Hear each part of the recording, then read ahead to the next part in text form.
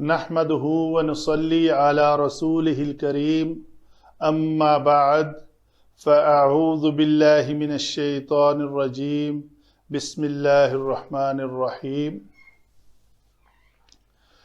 ثلاثی مزید فیہ کے ابواب میں سے باب انفعال فعل النہی۔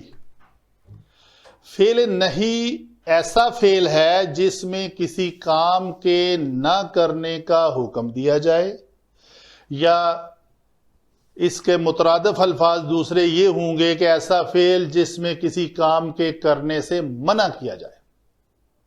ٹھیک ہے جی، تو اس میں فعل مضارع سے پہلے لا لایا جاتا ہے، تو یہ لا عاملہ ہوتا ہے، یہ عمل کرتا ہے۔ عمل کیا کرتا ہے کہ فعل مضارع میں سے اعراب کو گرا دیتا ہے۔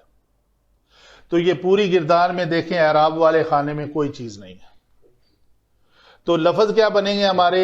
لا ينفعل، لا ينفعلا، لا ينفعلو، نون گرا کر ہم نے واو کے بعد ایک الف کا اضافہ کر دیا۔ لا تنفعل، لا تنفعلا، لا ينفعلنا۔ یہ نون اور اس نون میں فرق ہے، وہ نون اعرابی تھا، اعراب کا تھا، یہ نون ضمیر ہے، اس کو نون ضمیری کہتے ہیں، نون نسوہ بھی کہتے ہیں کوئی کتب میں۔ نسوہ سے مراد ہے یہ جمع مونس غائب کا صیغہ ہے نا۔ تو اسی طرح آگے آئے گا لا تنفعل، اعراب کو ہٹا کے لام کے اوپر جزم آئی ہوئی ہے، پیش ختم ہو گئی۔ لا تنفعلا، نون اعراب گرا ہوا ہے۔ لا تنفعلو، نون اعرابی گر کر واو کے بعد الف کا اضافہ ہوا ہے، تو یہ مکمل ایک لفظ بنا ہے۔ لا تنفعلی، لی نہ تھا، نون اعراب گر گیا، تو اس میں یا موجود ہے، یہ یا مرفوع ہو کر یہاں پہ فاعل بنے گی۔ تو ایک مذکر نہ کر، لا تنفعلان، لا تنفعلن، لا انفعل، لا ننفعل۔ یہ ہے پورا باب انفعال کے 14 صیغوں میں لائے نہیں آنے سے فعل مضارع میں کیا تبدیلی پیدا ہو جاتی ہے، وہ ہے ہم نے بیان کی ہے۔ اگر اسی سے ایک لفظ مثلا لے لیتے ہیں، لا ينکسر،